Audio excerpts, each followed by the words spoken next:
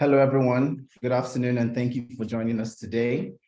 My name is Lani Bubwade, Communications Manager at WenA. WenA is Women Enterprise Alliance. On behalf of the founder and management of Women Enterprise Alliance, I would like to welcome everyone to the April edition of the WenA AgriTech webinar. Women Enterprise Alliance has a mission to produce world-class and diverse entrepreneurs who meet the need of an ever-changing marketplace in Nigeria and Africa. Over the years, WenA has engaged various stakeholders with diverse interests, but with a unified objective for the SME sector in line with the 17 Sustainable Development Goals of the United Nations. And in the area of zero hunger, the WenA Innovative Farming Training program has a mission to train 2,000 farmers and households on innovative farming techniques in 5 years. And this we started last year in 2022. And so far, we have successfully trained about 600 farmers throughout our conferences, our workshops, and webinars like this, some of which we have also supported financially to actually start up their own innovative farm. Today's webinar, themed Smart Farming for a Greener Tomorrow, is aimed at developing the capacity of our participants to practice modern techniques of farming that has the potential for both subsistence and wealth creation. Once again, I welcome you all to this wonderful event.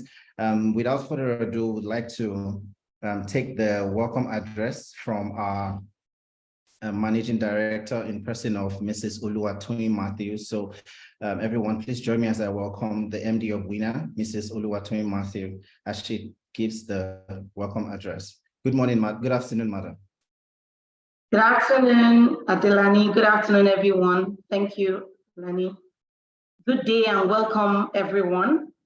I'm delighted to kick off this webinar on innovative farming techniques with a warm welcome to all our participants. Today, we are thrilled to have you join us as we explore and share insights on the latest trends and strategies in modern agriculture. Over the next 1 hour or thereabouts, we'll be delving into 3 captivating topics that are sure to enlighten, inspire, and motivate you. From mastering modern techniques for higher yields and sustainable agriculture to maximizing profits with innovative farming strategies, we have an exciting lineup of expert speakers who will share their expertise and best practices on these topics. We'll also be highlighting the growing trend of backyard farming and how it is becoming a sustainable lifestyle for many individuals and families. So whether you're a seasoned farmer or just starting, there's something for everyone in today's webinar. I want to emphasize that this webinar is just a taste of what is to come in our upcoming WenA Innovative Farming Training program, which will take place in the 2nd week of May.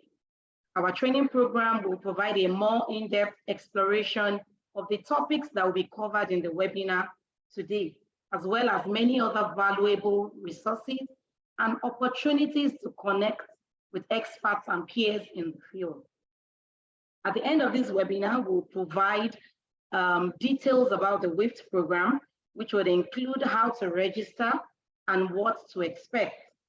We hope you will take advantage of this exciting opportunity to further your knowledge and skills in innovative farming and to connect with like-minded individuals who share your passion for sustainable agriculture. Before we get started, I would like to extend my gratitude to our partners and speakers who have made this webinar possible. Their support and dedication to advancing innovative farming techniques are commendable and we look forward to their valuable contributions today. Finally, I would like to thank all our participants for joining us today. Your attendance is a testament to your commitment to sustainable agriculture and your willingness to learn and to grow. We hope you will find this webinar insightful, engaging, and thought-provoking. Remember, we'll have questions towards the end of the webinar, and we'd like you to note down your questions so that your questions will be appropriately answered. Without wasting more time, we will get started, and please do enjoy the presentations. Thank you. Thank you so much, Em, for that very insightful and welcome and very, very short welcome address. Thank you so much for doing justice to that. And once again, without further ado, we'd like to go straight to the business of the day. Our first speaker is Mr. Stephen Abu. He's a passionate farmer who has over 4 years experience in high-tech farming. He currently works as a agri-technician with Pure Harvest Smart Farms in the United Arab Emirates, Abu Dhabi. So ladies and gentlemen, join me as we welcome our first speaker, Mr. Stephen Abu. He'll be speaking on mastering modern techniques for higher yield. Good afternoon, Mr. Stephen.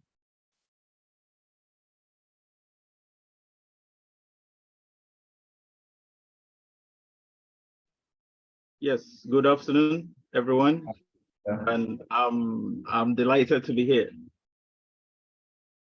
I thank you so much for putting together this program, and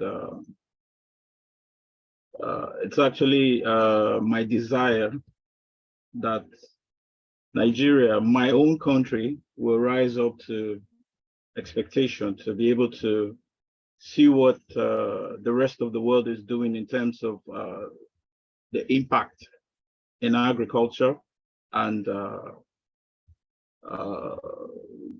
the general participation in farming. Okay, I'm happy to be here, and I would like to ask the technician to share my screen, so I'll proceed from there.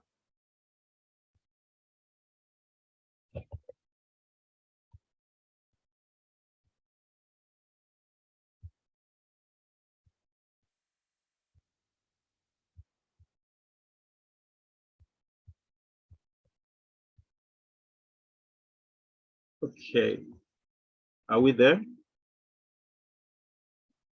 Yes, Yes, we are. Okay, just a moment. I was told the time was quite short, and I will try to be as concise as possible. I'll try my best to be as concise as possible relative to the time that was given. If you want more of the details, I'm sure you heard from the organizers, you can always return for to be able to register for the full package of the program, because there are quite a number of things I would have gone into details explaining, because I'm quite passionate about this, and my desire that Nigeria should be practicing this. And I'm also delighted because the avenue you've got, the platform you've got, one of which will help to liaise even with the government, because over here, people who go into agriculture of this nature, they are supported by the government. You don't just use entirely your funds to set up sophisticated farms and modern technique agriculture as this nature with just your finances. So I'm sure you're in your capacity as an organization, you'll be able to liaise this with the governments that be in Nigeria. Okay, basically, we'll be talking about technologies, mastering technologies for higher yields. And basically, we'll be talking about greenhouse technologies. All right, the second one we'll be talking about is hydroponics, and also what? Vertical farming. I hope you're following. And at any point, if you have questions, you can always note them down at the end of the program. You'll be able to ask them, because I'm going to run through because of the short time I have. So basically, the idea behind greenhouse farming is a protected agriculture. Farmers have over time suffered from different forms of hazards in form of animals, in form of pests, in form of diseases, in form of inadequate supplies, in form of inadequate availability of the required environment for plants to foster, to do well. Okay, so the entire greenhouse is an idea or is a structure. Yes? Hello? Yes, we can Yes, hear you. we can hear you, sir. Okay, I heard some voices. I thought someone was interrupting. Okay, so the idea of a greenhouse is to have a protected agriculture to enable you have high yields of your crops. Everything about the greenhouse. First of all, the greenhouse is a structure. It could be small, just like this. Can you see my screen? If you don't have the requisite funds to be able to set up something as sophisticated as this, which is a commercialized greenhouse farm. If you don't have sufficient funds for this, you can go for something like this that your funds could actually be able to cater for. Now, it is a structure that is usually covered with a translucent material. Translucent means it has the ability to allow light to pass through it. The material that is used to cover the greenhouse has the ability to allow light to pass through, because all of us, or maybe if you don't know, plants already, they need adequate amounts of light supply to make them foster or to grow well and to even do well in their well-being.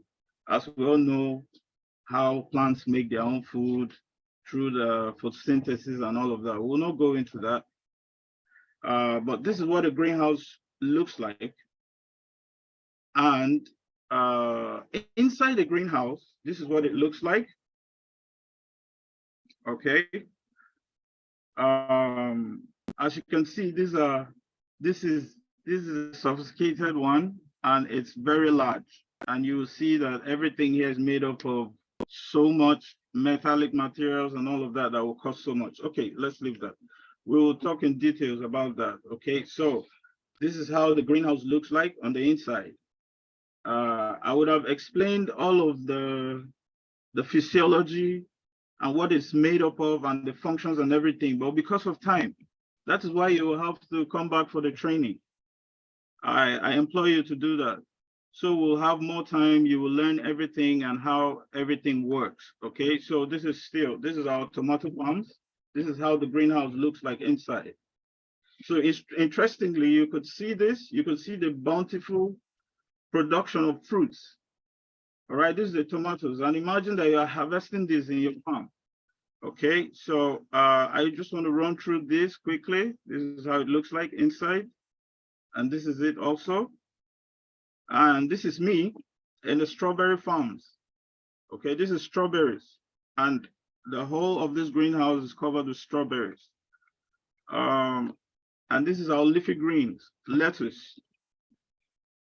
Okay, so I just wanted to give you a rough idea. So basically, from the things you need or you require to start up a greenhouse: electricity source, a good source of light, like I said, the material that covers it, a supply. This is the source of light. All right. This is the source of carbon supply. You know that plants of this magnitude, you're planting, so you're doing this magnitude of production, you will need an external source of CO2, because plants use carbon dioxide to manufacture their own food. Okay, I'll leave it at that, and I'll show you more. And they use a lot of light. Okay, the modern technology now is that they use these lights, especially at night, to elongate their daytime, to enable them to produce more fruits. This is to induce flowering. And for some of us who are agriculturists, you know that once you have a flower, that means a seed. All right. So this is LED lights that are used to induce flowering. This is usually at night. Okay. So there should be ventilation in your greenhouse. Adequate fans are produced to ventilate and also to aid cooling. There should be an adequate system of irrigation. Okay, so this is irrigations with drippers, and this is the manual one which you could use your hands to do. Okay, make sure your plants have the adequate and required amount of water to enable them to produce a higher yield. Okay, these are drippers also. In the greenhouse here, we're just preparing the greenhouse to start. Okay, so these are drippers with a main conduit pipe underneath that carries the water, and these drippers will transfer the water from this main pipe into where the plants are planted, which is the growth media.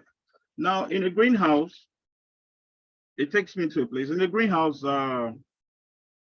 they farm without soil. Okay, practically most of the greenhouses, they plant without soil, and that's the idea behind hydroponics.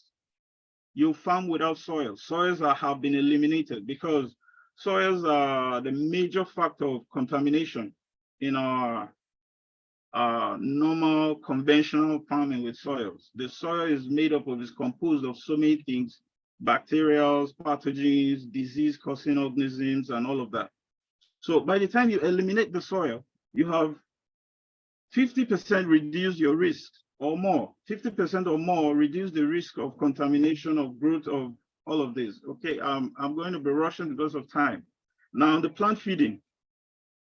Plant feeding, basically, you have a reservoir that you use for the irrigation of the farm. Every greenhouse or vertical farm house, or even they should have a sophisticated system of irrigation. There should be a water source. And from that water source is where you have a reservoir tank, and you're going to do all of the plant mix, the plant feed mixture according to the specification of the type of plant you have planted. They differ from each other and from the stages.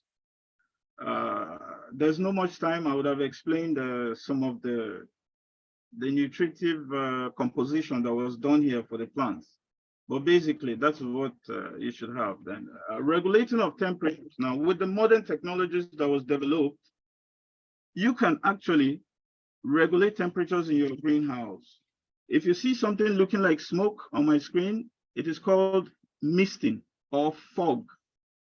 You agree with me that when you go out when it's Harmattan, you're going to see something, a thick kind of covering that will not allow you to see through. It is called misting or fog.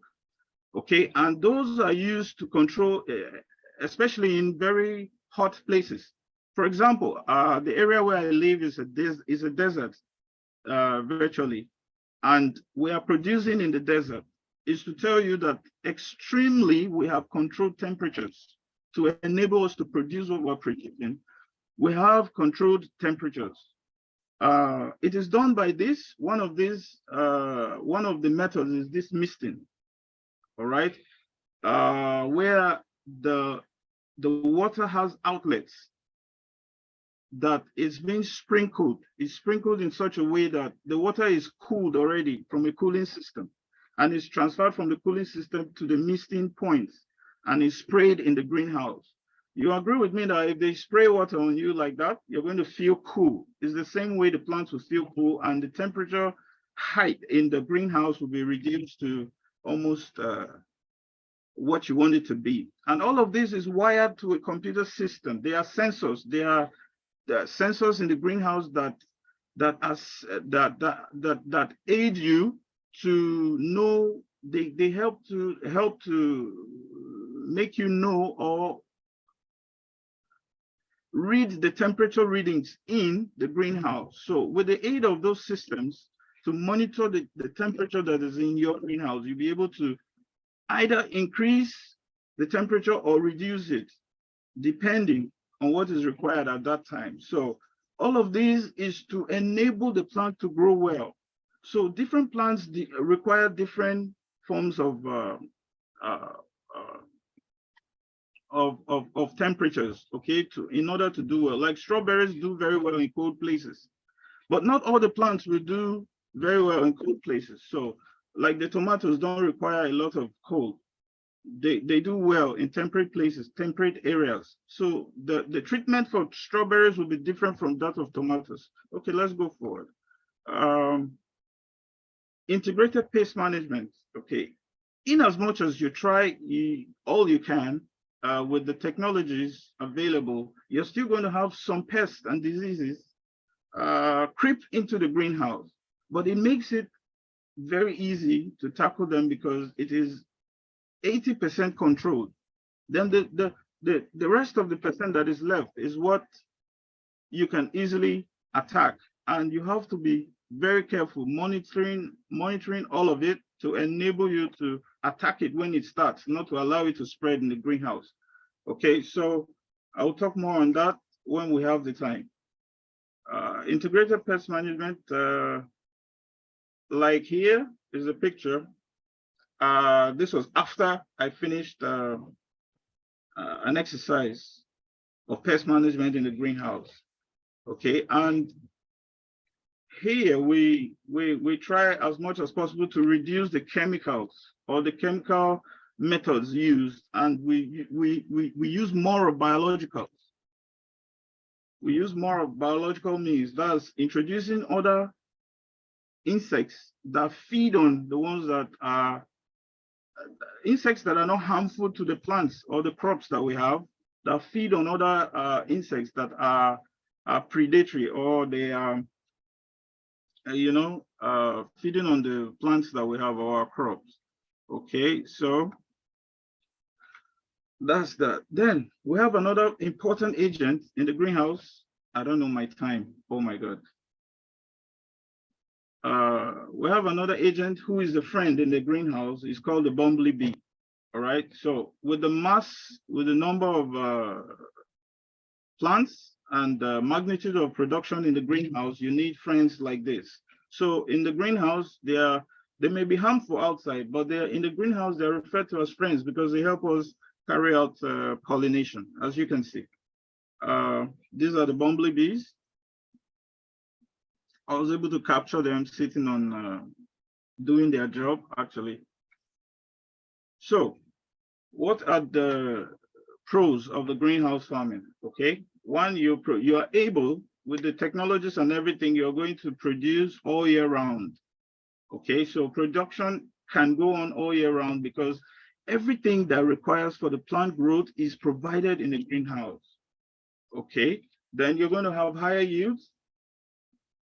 Of course, definitely, when you have everything a plant needs, you're going to produce higher yields. Okay, so a covered structure, like I explained, makes it, conducive in a favor and a provision of a favorable weather to enable plants to foster well.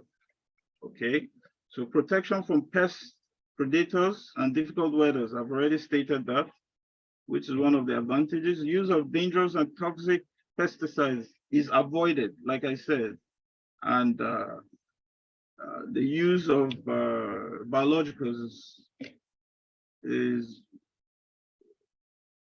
more important. And then the water that is used for irrigation can be recycled.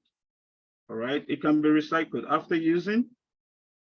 Not all of it is consumed, and then there's a system that is designed to recollect the water back into the source where it is recycled. That is where we make use of an RO system, which is a water separation technique, all right, purification technique.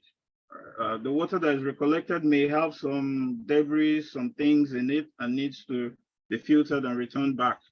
Okay, so basically those are the advantages. Now, all of these can actually still be done. There's a way you can still carry it out on a smaller scale if you don't have enough money to do this. But we'll look more on that in the training. The hydroponics, basically hydro means water. Ponics means to grow or to walk on. All right, so it is a cultivation of plants also, like I mentioned, without using soils. All right, flowers, herbs, and vegetables, okay, are planted in it in a growing media. Okay, I mentioned I tried to introduce some of the group medias earlier. We have some of them here. We have the perlite, we have the clay pebbles, we have the cocoa coir, we have the sand pit, we have sand, we have vermiculite, we have sawdust, we have lava rock. Okay, so these are group medias that can actually house hydroponics. Okay, you actually suspend the plants on water. That is one, or even the water which is going to contain the solution of nutrients and other needs of the water of the plants. So it's going to be suspended, and the plants, the roots of the plant is allowed to go into that solution where the plant will grow very well. So I'm going to show you a picture of it. So there are quite a number of ways or methods of carrying out hydroponics. Okay, one, which is a deep water culture, the wick system. All of these are they have just slight differences from each other because of the materials that I use, but it's basically the same thing. Suspending the plant, allowing the roots to go into the solution of water, which will allow the nutrients and water to go up and the plant to do well. As you can see, this is lettuce. This is called the NFT, which is the nutrient field fume technique. This one on your screen right now. So that's the arrow system, the purification of water, which is recycled. Then we'll talk about vertical farming. This is also called skyscraper farming. Now, with the way everything is going, technology and everything, our skyscrapers will no longer be having human beings live in it, but we could actually turn them into farms and be producing, so that the gap between food shortages will be covered. Okay, so basically, this is a production of crops on which the crops are arranged accordingly, and they grow on top of each other rather than the traditional horizontal methods we have been using normally.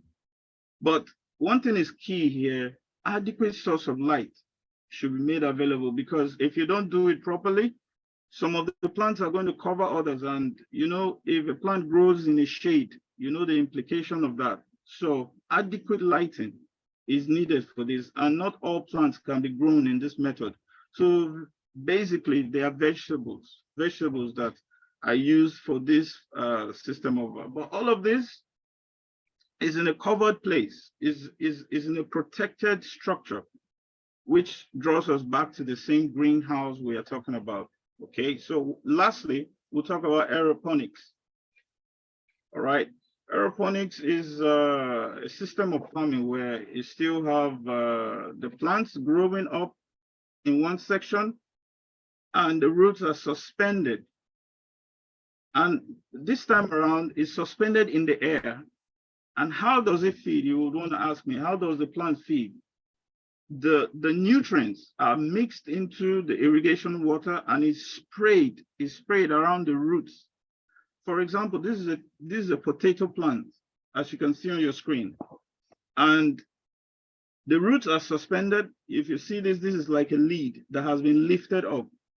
So if it is closed back, you will not see the roots, but the roots are actually suspended. And the pipes that are inside, you can see, they actually spray the nutrients on the roots, and it gets everything that is required to produce, and it causes it to produce the tubers, just like you're seeing. So that is aeroponics. Plants suspended in the air. Aero means air. All right. And ponics mean to walk. It means walking in the air or growing in the air. That's the meaning of aeroponics. So this is another technology that is used to produce. Okay, so we'll look at the advantages or the pros of aeroponics. Yeah, clean and pure seeds are gotten from the aeroponics. The cost to set up aeroponics is one-time cost. If you do this once, you don't need to construct the medium again. You don't need to reconstruct it. Once you do it, you just need to keep using it, and it's going to take a longer time for it to go bad. You're going to use it for a long time. There's no weed removal involved. No weeds are there. You're just concentrating on the plants. Okay, there's a reduced fungicide and insecticide level out there. Okay, and there's no need to use herbicides at all.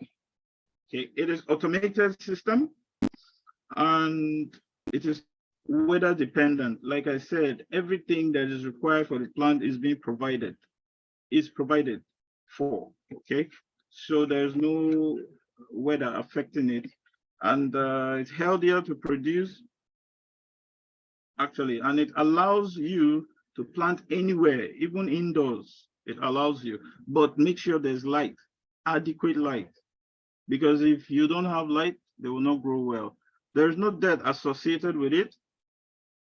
As you can see, it's very clean, no sand, no dirt, nothing, just the nutrients, water, and other requirements that are provided for it.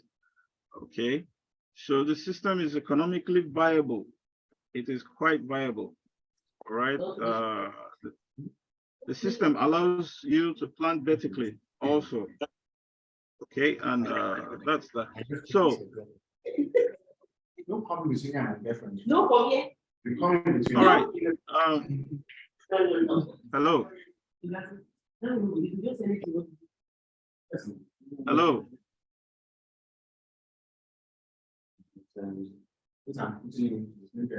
Okay. So basically, I have already explained all of this already, the pros of hydroponics and vertical farms, okay? So I know I've blown my time, way, I've blown my time, but there's more to it, and I really would have want to even do more. So I'm sorry for that. If you have questions, maybe you ask later on.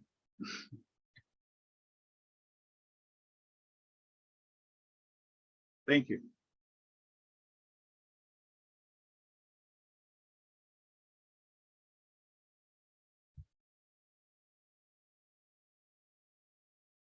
Okay, a very big thank you to our first speaker, Mr. Stephen Abu. Thank you so much, sir, for that very insightful presentation. Mr. Abu spoke on mastering modern techniques for higher yields. I believe we all learned from his presentation. Please, if you have questions for him, kindly drop it at the chat box. I will be glad to take your questions immediately after the second presentation. And because of time, we'll just have to move on to the next presentation by Ms. Gladys Igomu, who will be speaking on maximizing profit and strategies for success in today's agribusiness. She'll also be speaking on embracing backyard farming as a sustainable lifestyle. Ms. Gladys is the CEO of Etama Farms, with years of experience practicing innovative farming. Good afternoon, Ms. Gladys. Thank you for joining us. Thank you, Mr. Lani. It's a pleasure to be here, and I'm happy to be seeing your face again. Thank you, everyone, and thank you to the last presenter, Mr. Abu. It was insightful, and it's always sweet to hear it over and over again. And I'm sure everyone interested will register for the full package so that they will not only hear about it, they can also do practicals on it and see it real life too. Thank you. I will wait for Lani to share my screen, or the screen for me over there.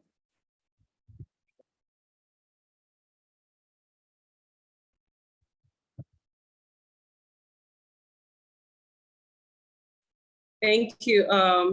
So the second topic will be maximizing profit and strategies for success in today's agribusiness. Because of time also, I will just be running through it, and this is just to show that we have more, and during the training, everything will be laid bare. So please, let's just manage what we can get for now, and hopefully when we come for the training, we'll get a better package. So I just, what we'll be looking at briefly will be the definition of agribusiness, the sectors of agribusiness, maximizing profits in agribusiness, and strategies for success in today's agribusiness. So what is agribusiness? I'm sure a lot of us would have heard agribusiness. What it simply means is just a two-word combined together, agriculture and business.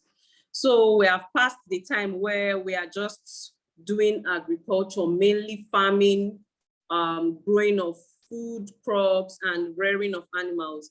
Now we are consciously adding the business part of it and expanding it, although it's what we already know. Most of us are already practicing or are into agribusiness already, but maybe we do not know that, oh, this is what we are doing. So it refers to the production and the operation of farm. The operation of farm, the manufacture and distribution of farm equipment and supplies, and the processing, storage and distribution and sales of farm commodities. Basically, agribusiness is all the things you do from the very beginning of buying the seed or buying the birds or animals to the time you grow them and sell to the final consumer. That is what agribusiness is all about. All the businesses that is involved from the very beginning to the end is what is known as agribusiness.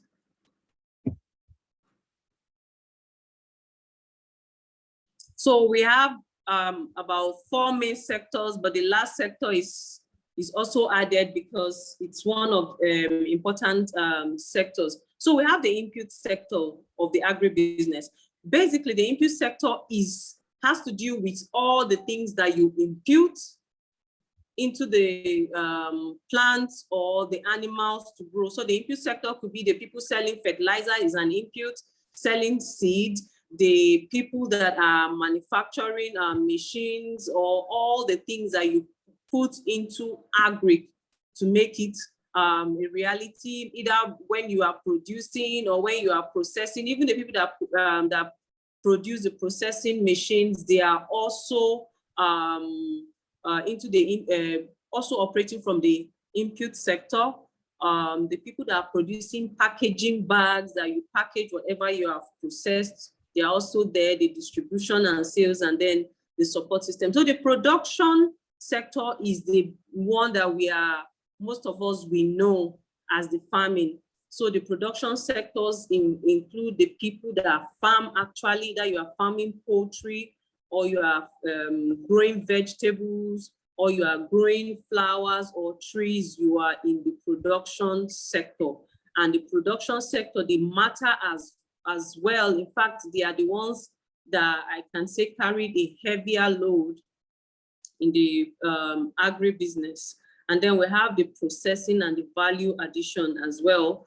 These are the people that process what the production sector have produced. So let's say if somebody has produced cassava, the processing sector, they fry it, they process it into gari, into cassava flour and other things, or even cassava chips, and then they add value by packaging it, by making it look presentable, writing more things about it, adding little things, maybe like vitamins to enrich it more. And then we have the distribution and sales. Of course, we see that a lot of people are selling it, selling products and all that is processed from agri. And then the support sector. The support sector are the ones that they go into research, they they publish things to help farmers, like, okay, now we are reading about maybe innovative farms and all that. Research has been put into it. Those are the support sector, like WenA that is hosting us right now. They are also like the support sector because they are bringing all this information to us so that we can learn about it. And other support sectors could be also like the Farmers Cooperative Society and all the other people that are making us to move forward in the agri sector. For the want of time, when we go into the training, I'm sure we'll be having excursion to some of those places so we see more and we talk more about it. So how do we maximize profits, and then the strategies for success in today's agribusiness? Network with the right people. So if you want to go into agribusiness, you cannot say, I am a producer, so I am just going to stay as a producer. You have to network with the people that are bringing in the input.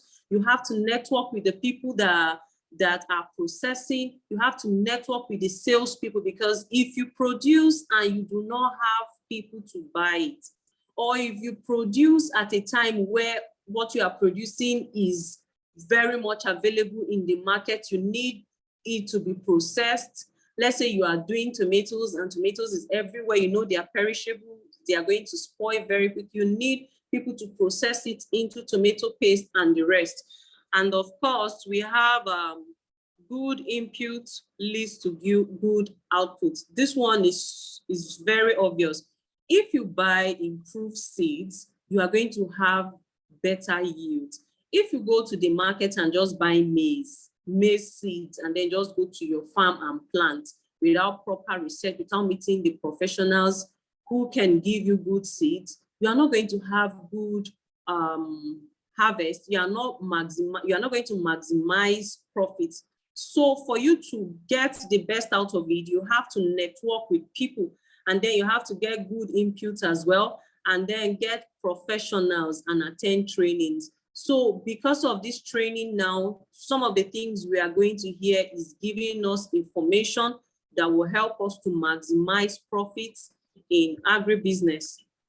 And also you have to keep up with the latest trend in the agribusiness world, e.g. rainy season tomatoes. We know that tomatoes don't do well during rainy season, but right now tomatoes, there has been research, and now we have tomatoes that can do well during the rainy season. So even if it's raining hard on the tomatoes, you are still able to harvest. So you have to keep reading.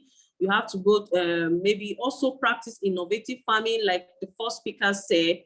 If you are practicing greenhouse farming, even if it's raining, you wouldn't mind. You can also make profit by growing organically, because when you are using innovative systems like hydroponics, it is very easy for you to reduce insects, which is insect and infection. Like you said, you are not growing using the soil that carries a lot of microorganisms that can be harmful to your production. So all of this is eliminated, so you can produce organic and then you can sell for better prices.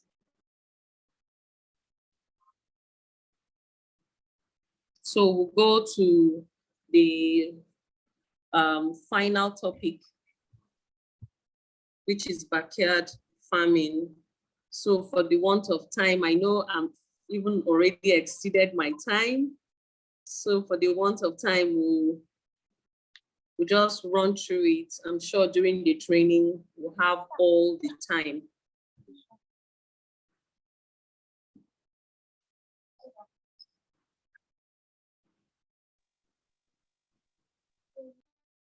Okay.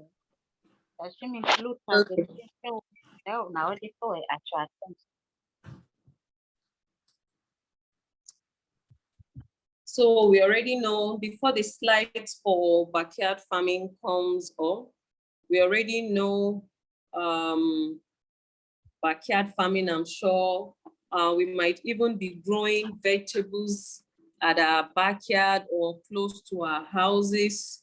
Some of us, we have maybe scent leaf growing behind our houses or even in a pot. We have different vegetables, maybe like ugu, green leaves, spinach, and all that. So those are backyard farming, but you can take it to another level where you can sell it and you can produce more.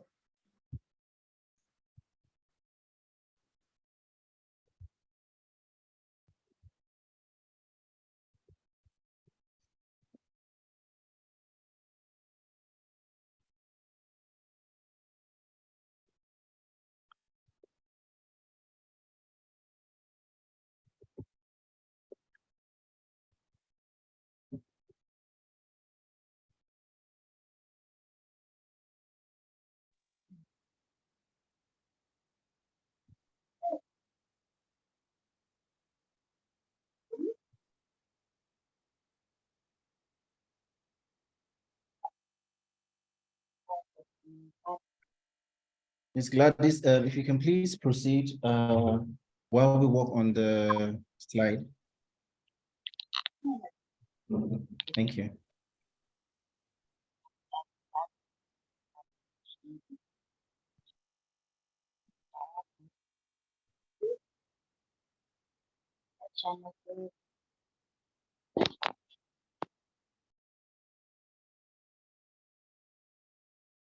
Okay, so while we wait for the slide to come up, we can just take some of the comments and questions that are in our chat box. So we have Mr. Boma Anga. He said, I hope the presentation will be shared so that we can review it over and over again. Thank you, Mr. Boma, for joining us today. We will share the presentation to everyone that registered for this webinar. Thank you, sir. Mr. Michael Okes says, I really appreciate the free generated information. WenA, great of greenhouse technology. Thank you, Mr. Oke, for joining us today. Also, Mr. Farouk says that he would like the presentation. Mr. Farouk, you will get the presentation after the webinar. Mr. Abdurrahman Abubakar says he's from Landmark Foods and Agribusiness. If you're a farmer or you're in the agribusiness space, you can just please introduce yourself in the chat box so that, like Ms. Gladys said, we should network and, learn from one another. So you can also introduce yourself in the chat box if you're an agribusiness person or you're a farmer, so that we can know who you are and then reach out to you after the webinar. Also, if you have questions from the first and second presentation, please, you can drop it on the chat box. We have a question for our first speaker, but we would like to take all the questions immediately after all the presentations have been made. While we wait for the presentation to come up,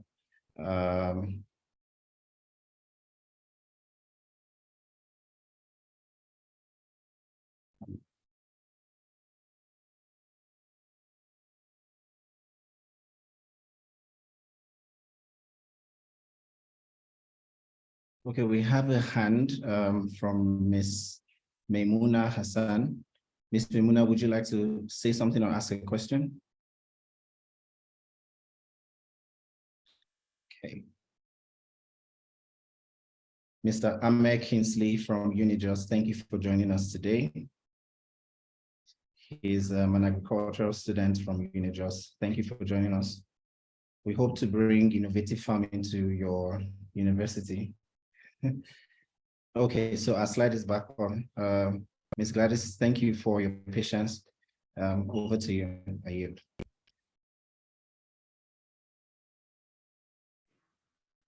Thank you. So like I was saying earlier on, backyard farming does not necessarily mean to be at the back of your house. It can be in front of your house. It can be close to your house. but basically it's a small scale farm where you can grow all that is needed. So a backyard garden refers to a home garden or a garden close to your home where you can grow fresh vegetable and crops for the family or for sales in the neighborhood. With a backyard garden, you can have all year round fresh vegetables, eat healthier, cheaper and safer, and also make some money.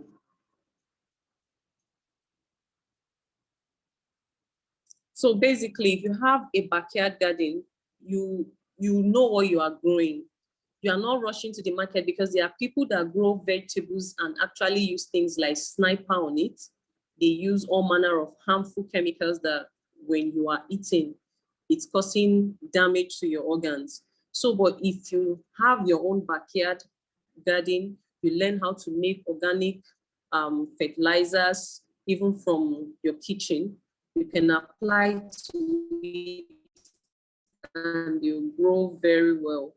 If you are growing things like tomatoes, the first slide by the right-hand side, the first slide there, you can see that is for tomatoes. That's a backyard garden for tomatoes. We made the anchor this way so that no matter how the tomatoes grow, especially the local ones, they can stay within limit. They are not crawling on the ground.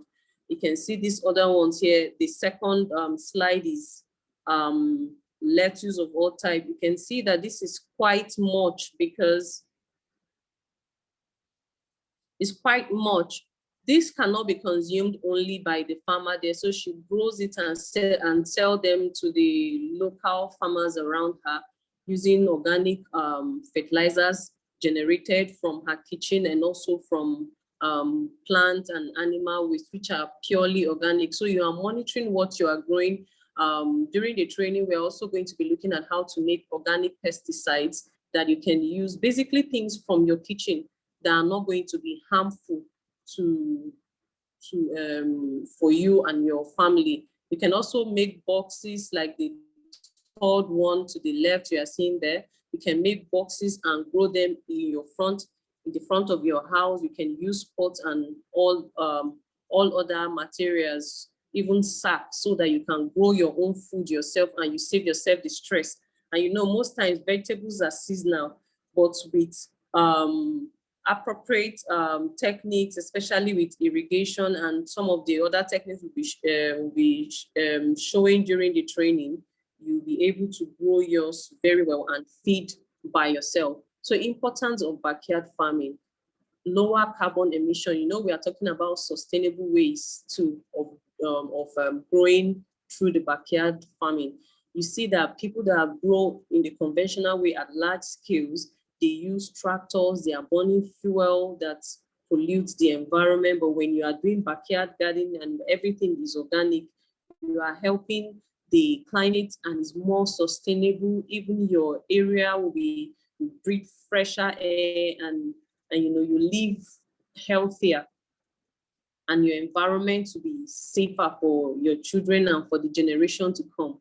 We also have lower fertilizer and pesticides uses. Like I mentioned earlier, you learn if you must even spray because they are not in the greenhouse, you can use organic pesticides that are not harmful to the humans or harmful to the environment. And then you are using organic fertilizers that are gotten from animal droppings and from dead plant matters that are enhancing the soil. So you are not using harmful chemicals. So if you are doing organic farming in your house, you are also helping not just yourself, but the climate and the world at large.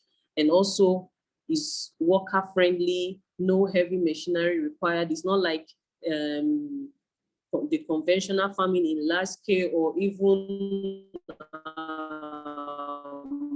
innovative farming to build a greenhouse or use hydroponics. You can go for backyard farming. That one, you don't really need much technical know-how or machines to do. It's something you can do with simple farm tools to achieve it. And then, of course, you generate income. The lady you are seeing there, that is what she does. And then she sells out of it and make money. She supplies lettuces and and okra. She grows according to season to her neighbors, and then she makes money. At least when she makes money, maybe she's a stay-at-home person, or like she's a graduate, or you might be, you yourself, you might be a stay-at-home mom, or even a dad, or you have other job that you are doing, but you want to add something little source of income to it, so that you are not depending on only one source. It's a very good one to go into. And then of course the food is safe, like I mentioned earlier, and then good farm exercise, because if you are a farmer, you see that you are squatting, you are standing up, you are doing a lot within a short period of time, and you keep yourself healthy, so you are not always going to the office and coming back and having less exercise. So with backyard gardening that is close to your house, you will be able to do all this. So for the want of time, I would like to stop here so we can take questions. Thank you. Thank you so much, madam. Thank you for that presentation. Your presentation was very visual, so we enjoyed that. Thank you. Because of time, we'll just go straight into the question session. Is Mr. Abu still with us? We have a question from Abdul Rahman Abubakar for Mr. Abu. He says, for aeroponics, how is it possible for the root system to cater for the weight of the produce? Mr. Abu?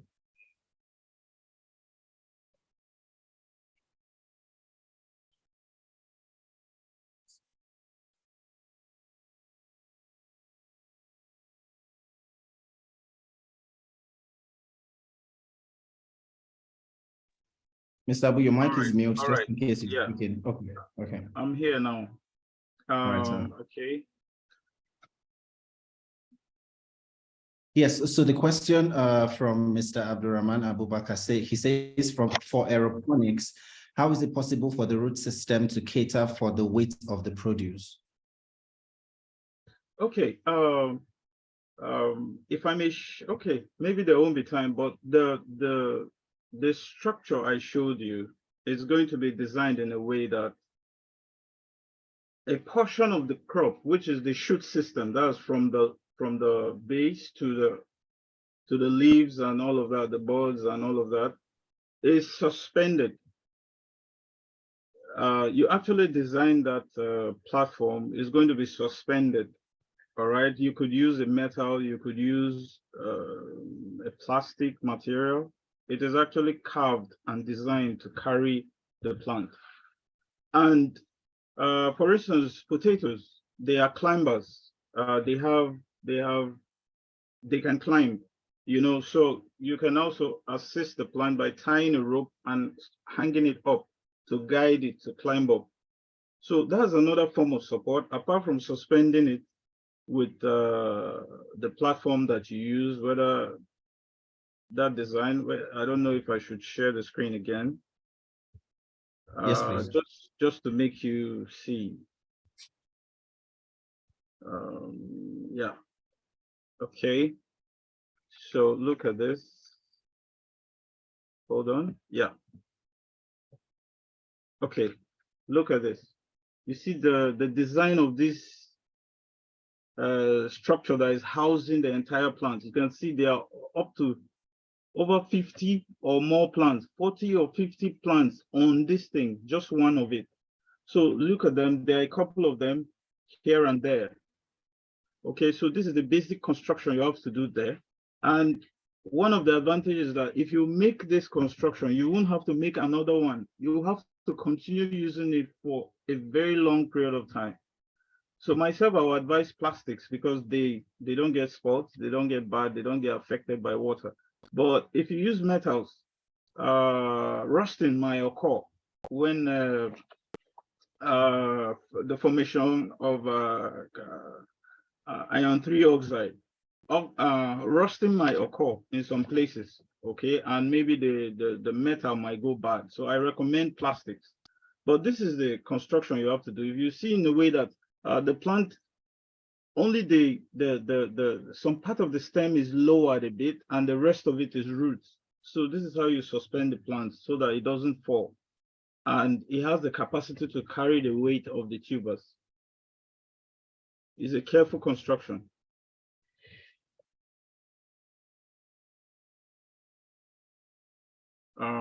I don't know if I've made any sense to you. Yes, sir, you have. Mr. Abdurrahman, I hope that answered your question. So we'll just move on to the next question from Mr. Danjuma Isuga. Permit me if I didn't pronounce that well. But he says, please, what's the minimum capital requirements for setting up and maintaining a modest greenhouse farm in Nigeria? The slide that was shared seems to be a peculiar one under a completely different climate and soil condition. Are the rules applicable in all areas like Nigeria, or are there modifications that are needed due to the peculiarity of our environment? I think both our speakers will speak to this, Mr. Abu and Ms. Gladys. Thank you. Okay, let me go. Yes, you will need to, your greenhouse is factored with a reasonable assessment of your environment, the type of environment you live. For instance, greenhouses that are found in the arid areas, that's dry areas, are different. Those that are found in snow falling areas of the world, which are the regions of the world where it normally snows.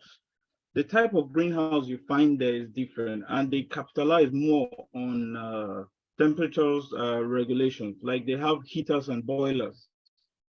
So they have to use those too. When it's too hot, you cool it. When it's too cold, you warm it up. So they have a central warming and cooling system for such greenhouses. And for Nigeria, I think our weather is fairly okay. And you factor that when you're producing or manufacturing or designing a greenhouse there in Nigeria. There are people who have specialized in that. You consider your weather conditions, your environment, factors, and all of that. You factor in everything. Okay, for instance, here in the UAE, it's practically a desert. So we are also making good use of cooling systems because most of the year here is extremely hot. And if you allow that temperatures in the greenhouse, the plants will not foster well. They will not even survive because it's very hot out here. So we make good use of cooling systems. We have the fans that do the cooling. We have the misting. We have normal water. We have cooling systems that actually cool the water that we even use wherever in the greenhouse.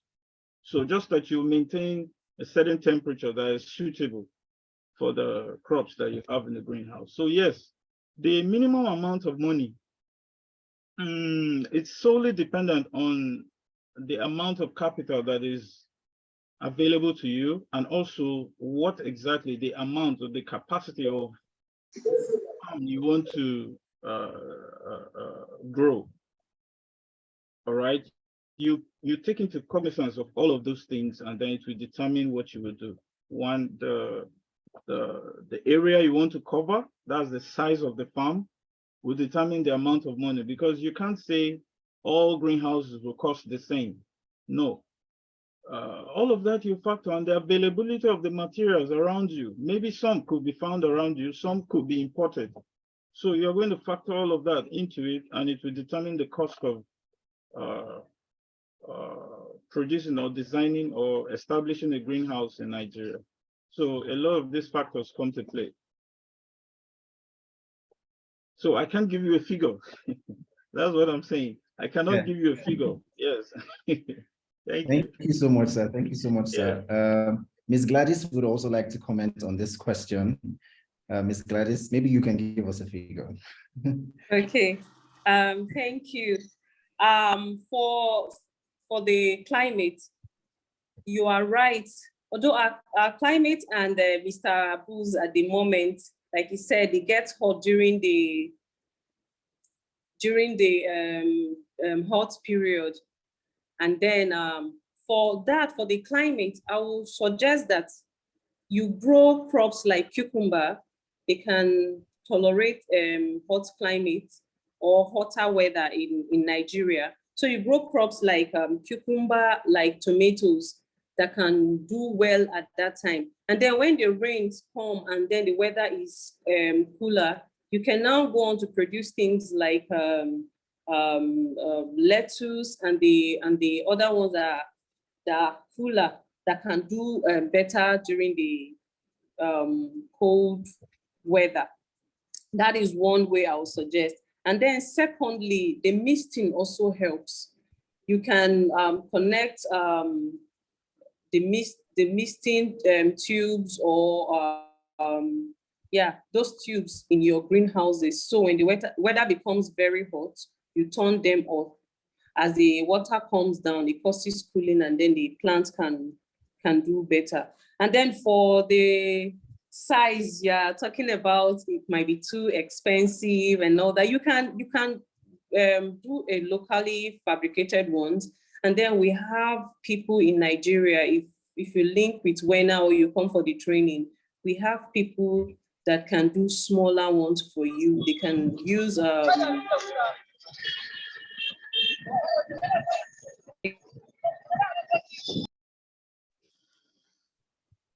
they can use materials that are found in Nigeria. A lot of people are now having they are having materials that can actually bend the ions that are being used and fabricate it here for you, so it will be cheaper. And also you spoke about this soil. So if you are worried about your soil, you can use hydroponic system where you don't need to use soil. You can use cocoa peat, you can use sawdust, you can use gravel or other types of hydroponics to grow. So it's still very possible here to grow in Nigeria. And for the cost, I will give maybe a more precise cost, because we are linked to people that supply greenhouses here in Nigeria, even within Abuja, so we can give you a cost. You can actually do ones that are not so expensive and growing. I don't know if I've answered your questions. Absolutely, I think you have. Mr. Danjuma, I hope that answers your question. Ms. Leora Uba says, rich context, but insufficient time. I would really love to know more about hydroponics and aeroponics. Thank you, Mr. Abu. Ms. Florence Omeri will provide more information about how you can get to know more about hydroponics and aeroponics. Thank you all so much for your time. We don't have much time to take more questions, so I would like to go straight to the next session on our agenda. But before we do, please, let's hang in there while we take this short break.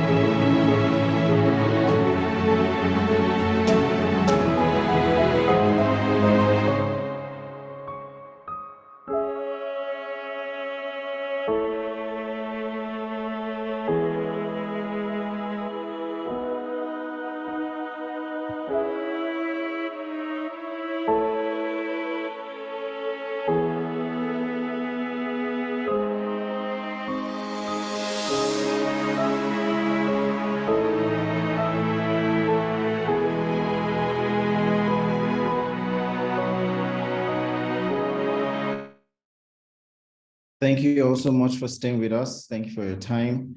Ms. Florence Omeri is the programs manager for Women Enterprise Alliance, and she'll be providing more information about WIFT. WIFT is the WenA Innovative Farming Training. Like I said earlier at the introduction, that WIFT has a mission to train 2,000 farmers and households on innovative farming practices in 5 years. And so far, we have successfully trained and supported 600 farmers, and then we're looking forward to have you in our next program. Ms. Florence Owumere, good afternoon. The floor is yours.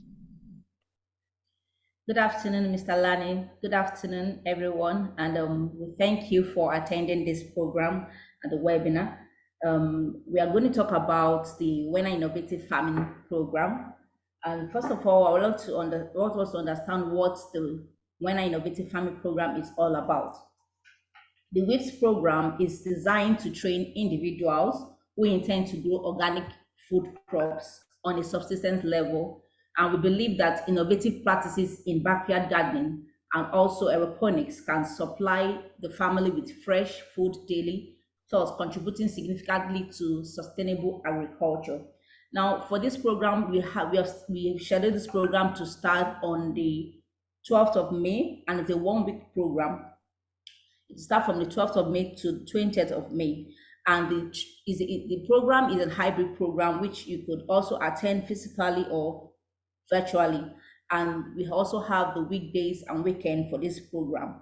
The WIFT Stream 2 program will take a more flexible approach, and participants can either register to participate on weekdays or weekend.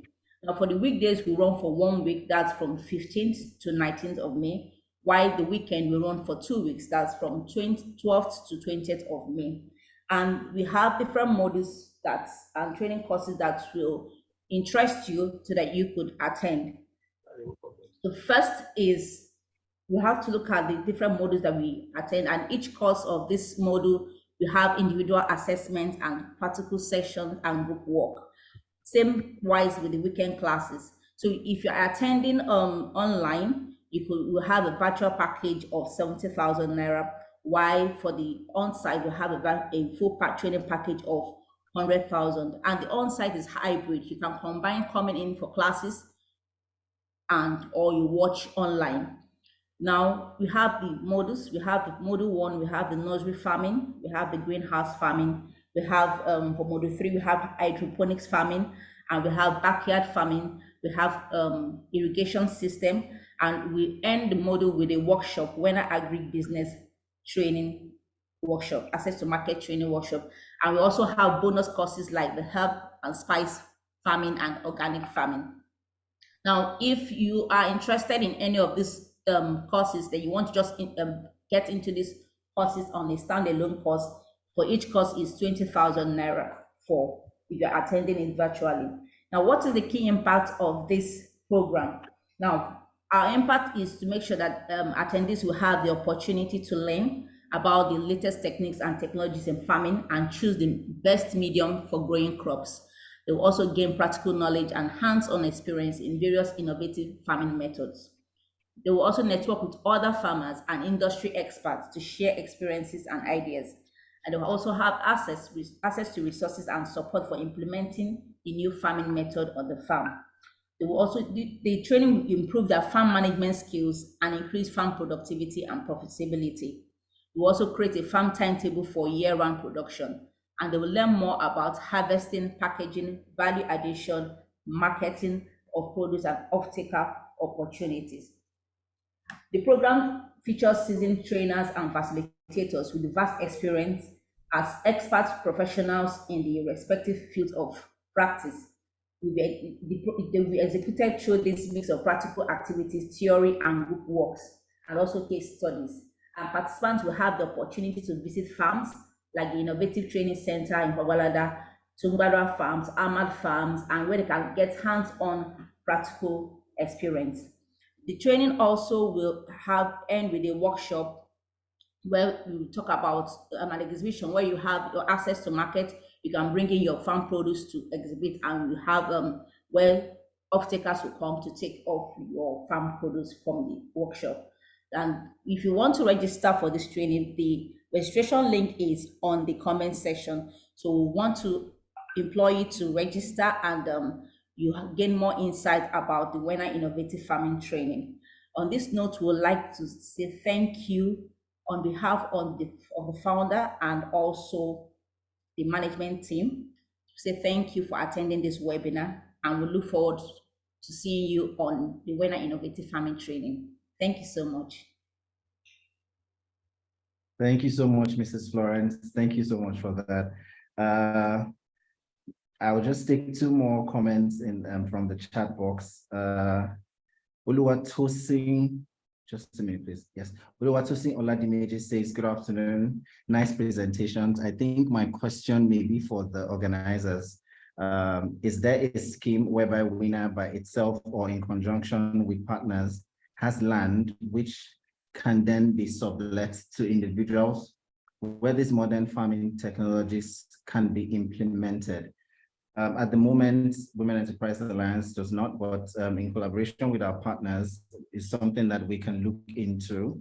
So, I mean, you can just reach out to us at info@wena.org.ng so that you can register as a WenApreneur. And when we have information on this, we'll send to everyone on our database. Also from Mr. Boma, he says, I'm interested in greenhouse farming. Thank you so much for your interest. After now, we would follow up with you on how to register. We also have a note from Mr. Ibrahim Baba. He says, really not a bad idea. Thank you for that idea for the WenA land. Thank you so much. Mr. Boma also says, do you train for automated greenhouse farming for tomatoes? Absolutely, we do. So after now, we would also reach out to you to discuss this further. And in the chat box, you can also find the email with which you can send us any more questions or comments from today's webinar. Thank you all so much for your time. To our speakers, Mr. Abu and Ms. Gladys, thank you for your time and for sharing your wealth of experience and knowledge with us today. And from the WenA team, we say thank you and have a good afternoon.